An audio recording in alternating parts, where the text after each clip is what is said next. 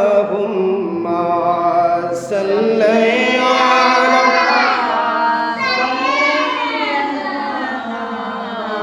Maulana Muhammad wa ala alihi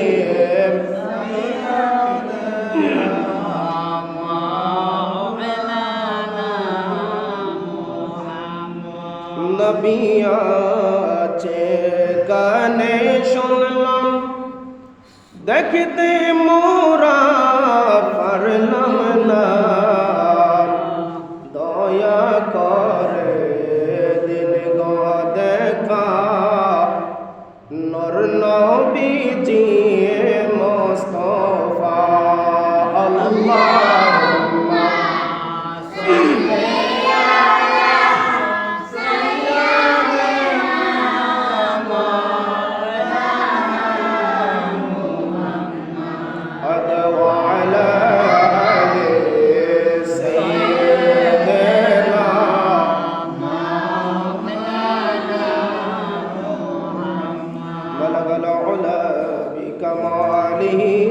كشف الدجى بجماله حسنت جميع خصاله صلوا عليه وآله উপস্থিত সম্মানিত হাজিরিন মুসল্লিন একরাম, আল্লাহ পাকের দরবারে শুকরিয়া আরজ করছি যে রব্বুল আলামিন পবিত্র জামাদিউস সানির দ্বিতীয় জুমায় আল্লাহ তাআলা আমাদেরকে দয়া মায়া করে আল্লাহর ঘর মসজিদে আসার বসার সুযোগটুকু আমার আল্লাহ করে দিয়েছেন। এই জন্য মহান রবের দরবারে আমরা শুকরিয়া আদায় করি। সবাই বলে আলহামদুলিল্লাহ। আজকে পবিত্র জুমার আলোচনার বিষয় হচ্ছে অস্থায়ী এ দুনিয়াকে চিরস্থায়ীর বসবাস যেন বান্দা না বানায়। তো এই ব্যাপারে আজকে জুমার আলোচনায় আল্লাহ পাকের পবিত্র কালাম থেকে কান আয়াতে কারিমা এসেছে। আল্লাহ রাব্বুল আলামিন পবিত্র কালামে পাকের মধ্যে বলেন, ওয়াদাল্লাহুল্লাযীনা আমানু ওয়া আমিলুস সলিহাত। রব্বুল আলামিন বলেন পবিত্র কালামে পাকে যে আল্লাহ রাব্বুল আলামিন অঙ্গীকার করেছেন, ওয়াদা করেছেন। আমরা মানুষ যখন কোনো মানুষকে যখন কথা দেই কোনো কাজ যে আমি এই কাজটা তোমাকে করে দেব, তখন আমরা ওয়াদা করি। আর যারা ওয়াদা ভঙ্গ করে তাদেরকে আল্লাহ রাসূল মুনাফিক বলেছেন। তো আল্লাহ রাব্বুল আলামিন পবিত্র কালামে নিজে ওয়াদা করেছেন। আমার আল্লাহ তাআলা বলেন ওয়াদাল্লাহু, আমার আল্লাহ রাব্বুল আলামিন অঙ্গীকার করেছেন আল্লাযিনা, যারা, আমার আল্লাহ কয় যারা আমানু, ঈমান এনেছে, ওয়া আমিলুস সলিহাত, এবং নেক কাজ করেছে, অর্থাৎ আমলে সলেহা করেছে, যারা নেক আমল করেছে, আল্লাহ রাব্বুল আলামিন বলেন তাদের জন্য কি রয়েছে, ওয়া আমিলুস সলিহাত মিনহুম, যারা নেক আমল করেছে তাদের জন্য রয়েছে মাগফিরাতাও ওয়া আজরান আযীমা। আমার আল্লাহ কয় তাদের জন্য আল্লাহ রাব্বুল আলামিনের পক্ষ থেকে রয়েছে মাগফিরাত মানে ক্ষমা, এবং রব্বুল আলামিনের পক্ষ থেকে সর্বোচ্চ পুরস্কার। বলি সুবহানাল্লাহ। আল্লাহ এখানে বলেছেন, আল্লাহ অঙ্গীকার করে, আল্লাহ ওয়াদা করে বলেছেন যারা নেক আমল করে, ঈমান এনেছে, ঈমান আনার পরে যারা নেক আমল করে তাদের জন্য আল্লাহ রাব্বুল আলামিনের পক্ষ থেকে বিশেষ পুরস্কার এবং ক্ষমা রয়েছে। এখন নেক আমল কি? নেক আমল বলতে আমরা প্রত্যেক জুমায় শুনি, প্রত্যেক জুমায় বলা হয় নেক আমল কোনগুলো, যেগুলো হচ্ছে আল্লাহ পাকের হুকুমগুলো মানা, আল্লাহর ফরজ হুকুমগুলো মানা, রাসূলের সুন্নতের আদর্শগুলো আমরা অনুসরণ করা, এইগুলো নাম হচ্ছে নেক আমল। এর মধ্য থেকে আজকে জুমার আলোচনায় আল্লাহ রাসূল সাল্লাল্লাহু আলাইহি ওয়াসাল্লামের কিছু হাদিস রয়েছে যে রাসূল বলেন, বান্দা তোমরা যখন আল্লাহ পাকের দেওয়া নিয়ামত রিজিকের জন্য যখন তোমরা অন্বেষণ করো, রিজিকের জন্য যখন তোমরা তালাশ করো, তোমরা যখন রিজিক যখন খুঁজো তখন তোমরা অবৈধভাবে রিজিক তোমরা তালাশ করিও না। তোমরা মানুষের কাছ থেকে হস্তান্তর করে মানুষের সম্পত্তি তোমরা গ্রহণ করিও না, কারণ এইগুলো নেক কাজের অন্তর্ভুক্ত নয়। আল্লাহ রাসূল সাল্লাল্লাহু আলাইহি ওয়াসাল্লাম বলেন, লুটপাট করে যুদ্ধ বিগ্রহ করে মানুষের কাছ থেকে সম্পত্তি তাদের টাকা পয়সা তোমরা হস্তান্তর করিও না, এইগুলো নেক কাজের অন্তর্ভুক্ত নয়। এরপরে আমার রাসূল সাল্লাল্লাহু আলাইহি ওয়াসাল্লাম অনেকগুলো হাদিস বর্ণনা করেছেন। এর মধ্যে একটা হাদিস আল্লাহ রাসূল বলেন যে যদি কোনো বান্দা, যদি কোনো মানুষ সে যদি এমন কোনো গুনাহ করে যে একজন মুসলমান ভাইকে কষ্ট দেয়, একটু খেয়াল করবেন, আমার নবী বলেন কোনো বান্দা যখন অপর এক বান্দারে কষ্ট দেয়, একজন মুসলমান যখন অপর এক মুসলমানকে কষ্ট দেয়, যদি কষ্টটা মনে করেন হাতে দেওয়া হয়, কষ্টটা যদি জবানে দেওয়া হয়, কষ্টটা যদি বিভিন্নভাবে তাকে দেওয়া হয়, আল্লাহ রাসূল সাল্লাল্লাহু আলাইহি ওয়াসাল্লাম বলেন এক মুসলমান যখন অপর মুসলমানকে যখন কষ্ট দেয় তখন এমন একটা কষ্ট, এমন একটা গুনাহ করে সে, এই গুনাহটা হচ্ছে যেই রকমভাবে আমরা একটা ঘাস রোপণ করলে এটা থেকে ভবিষ্যতে ফলের আশা করতে পারি, এটা থেকে আমরা খাবারের আশা করতে পারি। আল্লাহর নবী বলেন একজন মুসলমান যখন অন্য একজন মুসলমানকে তার জবান দ্বারা যখন কষ্ট দেয়, তার হাত দ্বারা যখন কষ্ট দেয়, চলাফেরায় যখন কষ্ট দেয়, ওই মুসলমান যেন একটা গুনাহের গাছ যেন রোপণ করে ফেলেছে, এইটার খেসারত তাকে দুনিয়া এবং আখিরাতে দিতে হবে। কন্যা নাউজুবিল্লাহ। তো চিন্তা করে দেখেন, আমরা একে অপরকে কষ্ট দেওয়া, একে অপরকে গালমন্দ করা, গালমন্দ তো বুঝেন, গালি দেওয়া, একে অপরকে গালি দেওয়া, গালমন্দ করা, পিছনে সমালোচনা করা, আমার নবী বলেন এমন কাজ যারা করে তারা একটা গুনাহের গাছ রোপণ করে ফেলেছে। তাহলে এই কাজগুলো থেকে আমরা দূরে থাকতে হবে। আমার নবী সাল্লাল্লাহু আলাইহি ওয়াসাল্লাম আরো হাদিস বর্ণনা করতে গিয়ে বলেছেন যদি কোনো মানুষ আফসোস, ওই সমস্ত ব্যক্তির জন্য, আজকে জুমার কথা এসেছে এটা, আমার নবী বলেন ওই সমস্ত ব্যক্তির জন্য আফসোস যারা পিছনে একে অপরের গীবত করে, যারা পিছনে পিছনে যারা একে অপরের সমালোচনা করে, ওই সমস্ত বান্দাদের জন্য আমার নবী বলেন ওই সমস্ত বান্দাদের জন্য আফসোস হয়, কারণ তারা যে ব্যক্তির সমালোচনা পিছনে করলো ওই ব্যক্তির কোনো ক্ষতি হইল না, যার সমালোচনা করলো বরঞ্চ তার নেকের পাল্লার নেক লেখা হয় তার সমালোচনা দ্বারা, আর যে করেছে ওই ব্যক্তির গুনাহ সহ তার আমলে লেখা হয়।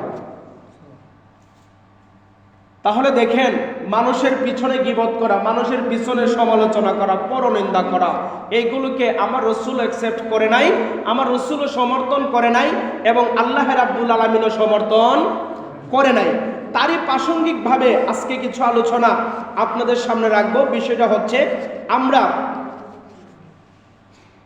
আমরা যারা আছি, আমরা তো অবশ্যই এই নেক আমলের কথা প্রত্যেক জুমায় আমি আপনাদের কাছে বলি। তার প্রাসঙ্গিকভাবে আমলে সলেহা যারা করে তাদেরকে কি পুরস্কার আমার আল্লাহ রাব্বুল আলামিন দিবেন, আমলে সলেহা ব্যক্তিগণ কারা, তাদের ব্যাপারে কিছু কথা বলি। আমার আল্লাহ রাব্বুল আলামিন বলেন আমলে সলেহা প্রাপ্ত বান্দা তারা হয়ে যায় কারা। আল্লাহ রাব্বুল আলামিন সূরা আল ইউনূসের মধ্যে ৬২ নাম্বার ৬৩ নাম্বার আয়াতের মধ্যে আমার আল্লাহ রাব্বুল আলামিন বলেন আমলে সলেহা যারা করে তারা আল্লাহর বন্ধু হয়ে যায়। বলেন সুবহানাল্লাহ। যারা নেক আমলগুলো যারা করে তারা আল্লাহ পাকের বন্ধু হয়ে যায়। এর কিরকম বন্ধু হয় আমার আল্লাহ কয় আলা ইন্না আউলিয়া আল্লাহি লা খাউফুন আলাইহিম ওয়ালা হুম ইয়াহজানুন। আমার আল্লাহ রাব্বুল আলামিন কয় যারা নেক আমলগুলো করে, যারা ইমানদার হয়ে যায়, যারা মুমিন হয়ে যায়, তারা আমি আল্লাহর বন্ধু হয়ে যায়। বলেন না সুবহানাল্লাহ। আর তারা কারা? তারা হচ্ছে আমার আল্লাহ বলেন আউলিয়া আল্লাহ, তারা আমি আল্লাহর বন্ধু, তারা হচ্ছে আমি আল্লাহর ওলি। বলেন সুবহানাল্লাহ। তাহলে নেক আমল যদি মানুষ করে, বান্দা যদি করে নেক আমল, ওই বান্দারে আল্লাহ আউলিয়া বলেন। নেক আমল যখন করে ওই বান্দারে আল্লাহর বন্ধু বলেন। আর যারা পিছনে সমালোচনা করে তাদেরকে মুনাফিক বলা হয়। পিছনে যারা সমালোচনা করে তাদেরকে মুনাফিক বলা হয়। আর মুনাফিকদের ব্যাপারে আল্লাহ কঠোর থেকে কঠোরতম শাস্তির ব্যবস্থা রেখেছেন, কারণ মুনাফিকরা ইসলামের সবচেয়ে বেশি ক্ষতি করে। কথা বলে ঠিক না বেঠিক? মুনাফিকরাই বেশি ক্ষতি করে। মুনাফিকের চরিত্র আপনার সাথে ভালো, ওপরে ওপরে কথায় অনেক ভালো, পিছনে পিছনে আপনার সমালোচনা, পিছনে কিভাবে আপনাকে দামায়া রাখতে পারে, এই চিন্তাধারা। তদ্রূপভাবে একটা হাদিস মনে পড়ে গেল, রসুলের পাকের দরবারে কিছু সংখ্যক মুনাফিক এসেছে, একটু খেয়াল করবেন। রসুলের পাকের দরবারে কিছু মুনাফিক এসেছে, এইরকম ভাবে আল্লাহর নবী মসজিদে নববী শরীফের মধ্যে বসে বসে, তারাও আসছে ইহুদিদের থেকে। আমার নবী সাল্লাল্লাহু আলাইহি ওয়াসাল্লাম বসে বসে সাহাবায়ে কিরামদেরকে নিয়ে আলোচনা করতেছে। কিছু মুনাফিক আসছে নবীর কাছে যে আজকে মুহাম্মদের কাছে যাব, মুহাম্মদকে কিছু প্রশ্ন করব।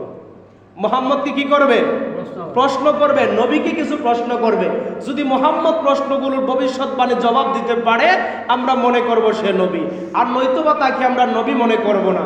তাদের ভিতরে বড় চক্রান্ত নিয়ে এসেছে নবীর দরবারে। তো আসার পরে আমার নবী সাল্লাল্লাহু আলাইহি ওয়াসাল্লামের কাছে প্রথম হুকুম চাইছে, ইয়া রাসূলুল্লাহ আমরা মসজিদে আসতে চাই।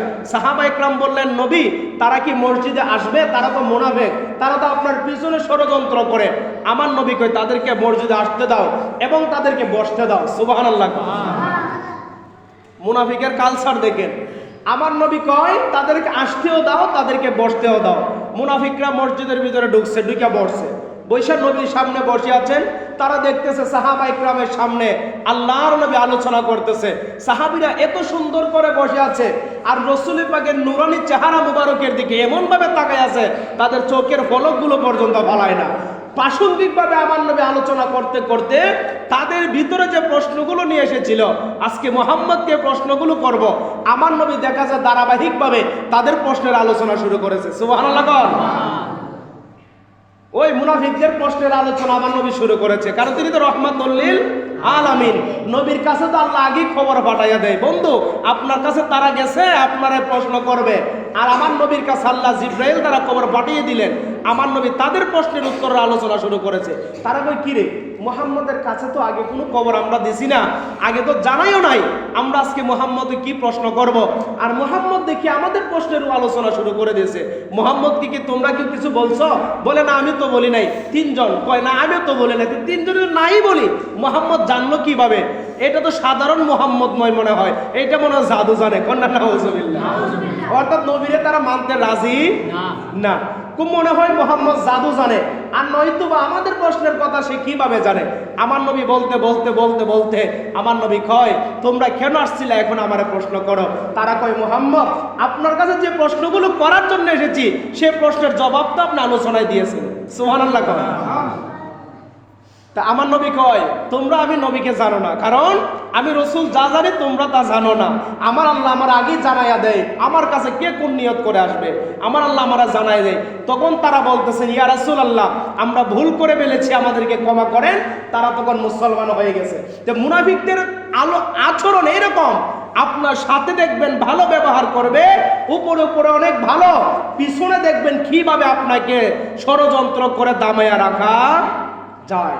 এই জন্য আজকের আলোচনা মধ্যে এই হাদিসটা এসেছে যে মুনাফিকদের ব্যাপারে। এই জন্য আমরা মুনাফিকদের থেকে সতর্ক থাকবো। কিভাবে থাকবেন? মুনাফিক তো অন্তরের ভিতরে বিষ, কথা কোন ঠিক না বেঠিক? এই জন্য তারপরেও মুনাফিকদেরকে আমরা সতর্ক থাকতে হবে। যাই হোক, আমি আর যে বিষয়টা বলতে চেয়েছিলাম, আল্লাহ কয় যারা আমলে সলেহা যারা করে তাদেরকে আমি আল্লাহ রাব্বুল আলামিন, আমি আল্লাহ রাব্বুল আলামিন আউলিয়া আল্লাহ, আমি আল্লাহ তাদেরকে বন্ধু বলে দেই। আর আমি আল্লাহ যাদেরকে বন্ধু বলি তাদের ব্যাপারে আল্লাহ লা খাউফুন আলাইহিম, তাদের কোনো ভয় নাই। সুবহানাল্লাহ। তাদের কি নাই? ভয় নাই। লা খাউফুন আলাইহিম, আল্লাহ কই আমি আল্লাহ যাদেরকে বন্ধু বলে ফেলি তাদের কোনো ভয় নাই। কোথায় ভয় নাই? দুনিয়াতেও নাই, আখিরাতেও নাই। তারা দুনিয়াতেও তারা কোনো কিছুর ভয় নাই, আখিরাত ইন্তেকালের পরেও তাদের কোনো ভয় নাই। আমার আল্লাহ তারপরে বলতেছেন লা খাউফুন আলাইহিম ওয়ালা হুম ইয়াহজানুন। এরপর আল্লাহ কয় ওই ব্যক্তিগুলো খারাপ। আমার আল্লাহ এখানে আবার বলেছেন আল্লাযিনা আমানু ওয়া কানু ইয়াত্তাকুন, যারা আল্লাযিনা আমানু, যারা ঈমান এনেছে। সুবহানাল্লাহ। ওই জায়গায় তো আল্লাহ বলছেন যারা ঈমান এনেছে, যারা ঈমানদার হয়েছে, ওয়া আমিলুস সলিহা, এবং যারা আমলে সলেহা করেছে। আর এখানে আল্লাহ কয় আল্লাযিনা আমানু, যারা ঈমান এনেছে, ওয়া কানু ইয়াত্তাকুন, এবং যারা আল্লাহরে ভয় করেছে। সুবহানাল্লাহ বলেন। তাহলে আমাদের উচিত আল্লাহরে ভয় করা। কথা বলে ঠিক না বেঠিক? আমরা উচিত আল্লাহরে আমরা ভয় করতে হবে। আল্লাহরে যদি ভয় করি তাহলে আমরা আমলে সলেহা প্রাপ্ত বান্দা হতে পারবো। আর আল্লাহর ভয় যদি আমাদের অন্তরে যদি না থাকে, আমলে সলেহা প্রাপ্ত বান্দা হওয়া সম্ভব নয়। তবে যারা আমলে সলেহা যারা করে, ইমানদার যারা হয়ে গেছে, আউলিয়া আল্লাহ যারা হয়ে গেছে, তাদেরকে আল্লাহ স্পেশাল ক্ষমতা, স্পেশাল পাওয়ার আল্লাহ অসংখ্য অগণিত দিয়েছেন। যেহেতু এই কথাটা আসছে দেখেন, তদ্রুপভাবে একজন আল্লাহর ওলির কথা মনে পড়েছে। যেহেতু নামাজের কথা বা বিভিন্ন আমলের কথা প্রত্যেক জমায় আলোচনা হয়, যদি এই কথাটা আসছে প্রাসঙ্গিকভাবে একজন আল্লাহর অলির কথা বলি, যার উফাত শরীফ আগামী আমাদের আরবি চন্দ্র মাস যেটা আসতেছে ওই মাসের মধ্যে, যার নাম হচ্ছে খাজায়ে গরিবে নওয়াজ মাইনুদ্দিন চিশতি সানজিরি। তারা কেমন কেমন আমলে সলেহা প্রাপ্ত বান্দা ছিলেন, তারা কেমন মুমিন বান্দা ছিলেন, তারা কেমন ইমানদার ছিলেন, দেখেন তাদের ব্যাপারে। হযরতে খাজা গরিবে নওয়াজ, আপনারা তো অবশ্যই ওনার ইতিহাস জানেন। খাজা গরিবে নওয়াজ রহমাতুল্লাহি আলাইহি ভারতবর্ষে যখন এসেছিলেন, একটাও মুসলমান ছিল না। আমরা অনেকে আছি আউলিয়া কেরামদের বিরুদ্ধে কথা বলি, বাবা যারা সত্যিকার আউলিয়া কেরাম তাদের বিরুদ্ধে কথা বলার কোনো সুযোগ নাই, তাদের বিরুদ্ধে কথা বলার কোনো রাস্তা নাই। কারণ তারা আমার আল্লাহ বলেছেন আল্লাযিনা আমানু ওয়া কানু ইয়াত্তাকুন, তারা ওই সমস্ত বান্দা যারা ঈমান আনার পরে আল্লাহরে ভয় করে। তো খাজা গরিবে নওয়াজ কেমন ভয় করতেন আল্লাহরে দেখেন। তিনি যখন ভারতবর্ষে যখন আসলেন তখন একজনও মুসলমান ছিল না। খাজা গরিবে নওয়াজ আজমেরি চিশতি সানজিরি রহমাতুল্লাহি আলাইহি ভারতবর্ষে আসার পরে আপনারা তো জানেন অবশ্যই যে খাজা গরিবে নওয়াজ রহমাতুল্লাহি আলাইহির সাথে সর্বপ্রথম দুশমনি যে করেছিল তার নাম হচ্ছে ভারতের ফিত্তিরাজ। কথা বলে ঠিক না বেটি? ফিত্তিরাজ খাজা গরিবে নওয়াজের সাথে দুশমনি করেছিলেন। তো ফিত্তিরাজ দুশমনি করতে করতে সে এক পর্যায়ে, সংক্ষেপে শুধু একটা ঘটনা বলবো, খাজা গরিবে নওয়াজ রহমাতুল্লাহি আলাইহিকে আরব দেশে যখন আসছেন, তিনি আসার পরে তিনার চেহারা দেখে, তিনার ইবাদত দেখে, আল্লাহর উপর তিনার ভক্তি, আল্লাহর উপর তার এই যে তাকওয়া, এইগুলো দেখে আস্তে আস্তে করে ভারতবর্ষে একজন দুইজন করে তার কাছে যে আসে সে আর ফিরে যায় না, মুসলমান হয়ে যায়। সুবহানাল্লাহ। তো ফিত্তিরাজের কাছে খবর গেল, কিরে ফিত্তিরাজ, তোমার রাজ্যের মধ্যে একজন দরবেশ আসছে, একজন ফকির আসছে।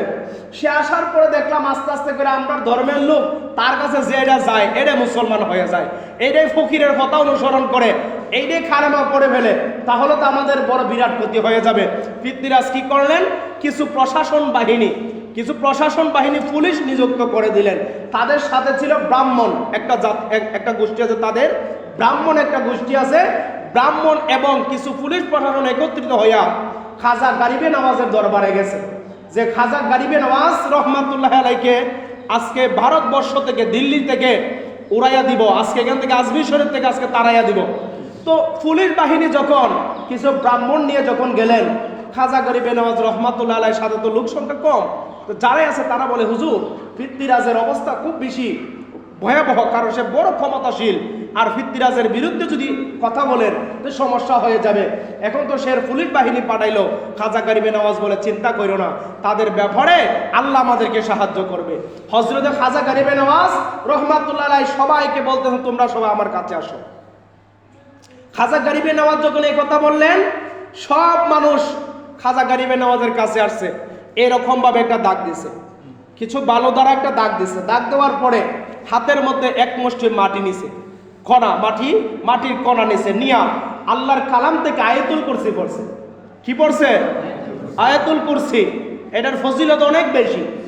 আরেকটা কথা আজকে বলে দেই, মানুষের কিছু জিনিস হারায় গেলে আমাদের কাছে আসে বা বিভিন্ন কবিরাজের কাছে যায় যে হুজুর আমার এই জিনিসটা হারায় গেছে, সাল পরা দেন। কই কি কয় না? কথা বলেন না, কই কি কয় না?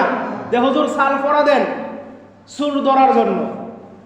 কিছু মানুষ দেখবেন সাল যখন খাওয়ায় যে এটা চুল, এটা যদি খায় দেখবেন সাবাই আর সাল ভাঙতে, এটা হুজুরে কিভাবে যায়, মন্ত্র ভরে দেয়। কি কারণ মন্ত্র ভরে দেয়? আয়াতুল কুরসি 3 বার ভরে। কই ভা এটা আমল আপনি করতে পারবেন। তবে বাবা নামাজি হইতে হবে, বিশ্বাস থাকতে হবে আল্লাহর উপর, মুমিন বান্দা।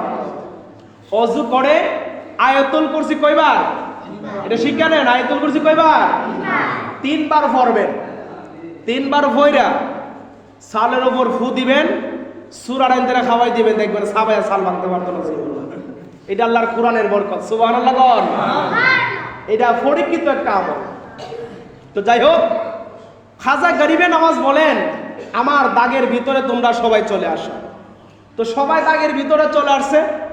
আসার পরে খাজা গরিবে নওয়াজ হাতে এক মুষ্টি মাটি নিছে, আয়াতুল কুরসি পড়ে ফু দিছে। দিয়া যখন দিছে পুলিশদের উপরে, সব ব্যাংকের চৌকে মুখে ফইরা তারা এক মুষ্টি বালু দিছে মাত্র, পড়ে গেছে সপ্তাহের চৌকে। যত ব্রাহ্মণ পুলিশ যা ছিল আল্লাহর পুত্র সপ্তাহের চৌকে পড়ে গেছে। ফরার পরে একটা এইদিকে ধরে, একটা ওইদিকে ধরে, তাওরে ধরে, ধরতে ধরতে সব চলে গেছে। আল্লাহু আকবার কর না, সবগুলো চলে গেছে। তো ফিতরাজের কাছে গেছে, যায় কয় আমরা সম্ভব নয়। বলে কেন? আমরা অস্ত্র বাহির করার আগে আল্লাহর দরবার ফকির মাটি উড়াইয়া মারছে আমাদের দিকে, সবার চৌকে মাটি পড়ে গেছে, আমরা বলতে পারি না, আমরা তার সাথে যুদ্ধ করা সম্ভব হবে না। কিছু ব্রাহ্মণ সাথে সাথে এসে খাজা গরিবে নওয়াজের দরবারে কদমে পড়ে মুসলমান হয়ে গেছে। মুসলমানের সংখ্যা আর কমছে না বাড়ছে? বাড়ছে।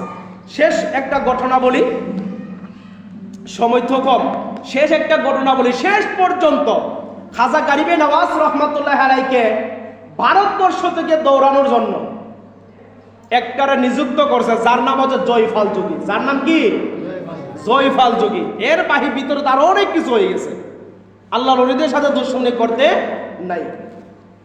তো জয়ফাল যোগীরে যখন নিযুক্ত করছে, জয়ফাল যোগী কয় আমার তো সৈন্য সংখ্যা অভাব নাই, আমি নিজে বড় জাদুকর, ভারতবর্ষের মধ্যে সবচেয়ে বড় জাদুকর আমি, আর আমার শিষ্য যারা আছে এরাই 2000 আছে। এই ডিজে জাদু জানে, এই জাদুর কাছে খাজা গরিবে নওয়াজ আইনা দেবে। এর মধ্যে থেকে 70 জন, আরো 70 জনের পাক্কা জাদুকর। তো সবগুলারে নিয়ে জয়ফাল যোগী খাজা গরিবে নওয়াজের দরবারে কাছাকাছি আইসা কয়, মঈনুদ্দিন এ ভারতবর্ষ ছাইরা দাও। বলে কেন? নাহলে তোমার আজকে শেষ করে ফেলবো। তো খাজা গরিবে নওয়াজ রহমাতুল্লাহি আলাইহি এখান থেকে তাড়াইয়া দিব। তো এর আগে খাজা গরিবে নওয়াজের কাছে আরেকজন মুসলমান হয়েছে, বড় একজন জাদুকর ছিল, যার নাম হচ্ছে রামদেব। যার নাম কি? রামদেব। যার নাম খাজা গরিবে নওয়াজ পরে সাইয়্যিদ রেখেছিলেন, সাইয়্যিদ দেও। তারপর রামদেবকে খাজা গরিবে নওয়াজ বলেন যে আমার অজুর পানির যে লোটাটা আছে, লোটাটা নিয়ে একটু নীল নদের মধ্যে যাও। নীল নদের মধ্যে যাইয়া আমার লুটার ভিতরে কিছু পানি ঢুকাই নিয়ে আসো। সুবহানাল্লাহ। আমার লুটাটার ভিতরে কিছু পানি ঢুকাই নিয়ে আসো।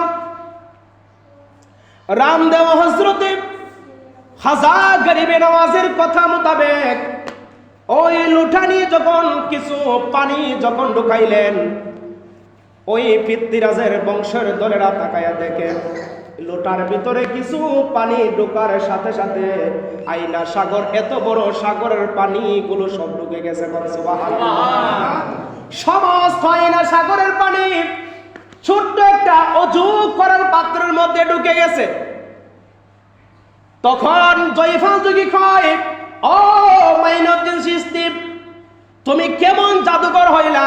ছোট্ট একটা লোটা দিয়া পাঠাইলাই না সাগর থেকে একটা লোটা পানি আনার জন্য, কিন্তু তোমার লোটার ভিতরে সামান্য পানি ঢোকার সাথে সাথে পুরা আইনা সাগরের পানি নয়, শুধু পুরা ভারতবর্ষের যত পানি আছে সাথে সাথে সমস্ত পানি শুকায়া গেছে। সুবহানাল্লাহ। আল্লাহর ওলিদের কেরামত কত বেশি। এই জন্য আল্লাহ কয় লা খাউফুন আলাইহিম, তাদের ভয় নাই, চিন্তা নাই, দুনিয়া তো না আখিরাত তো নাই। সুবহানাল্লাহ কর না। অনেক লম্বা ঘটনা, জুমার দিন, সময় তো শেষ, অল্প সময়, তো আমি কথার মধ্যে বলে দেই। তো খাজা গরিবে নওয়াজ রহমাতুল্লাহ আলাইহি লোটার ভিতরে যখন পানি ঢুকছে, জয়ফাল যোগী কয় এখন তার সারা সম্ভব না, আমরা ছাড়তো না। এখন একটা বুদ্ধি বাইর করছে, কয় মঈনুদ্দিন চিশতি আমরা ছাইরা দাও, আমরা চলে যাই, একটা কাজ করো, তুমি তাড়াতাড়ি পানির ব্যবস্থা করো, যদি পানি না যদি এখন দাও তাহলে পুরো ভারতবর্ষের পানি শুকাই গেছে, মানুষ খাতরাচ্ছে পানির জন্য, মায়ের স্তনে দুধ পর্যন্ত শুকাই গেছে, তাড়াতাড়ি পানি দাও। খাজা গরিবে নওয়াজ তেরা তো আল্লাহর ওলি, পানিগুলো আবার নিয়ে যখন ছাইরা দিছে লোটার পানি, আইনা সাগর আবার পানি ভরপুর হয়ে গেছে। সুবহানাল্লাহ।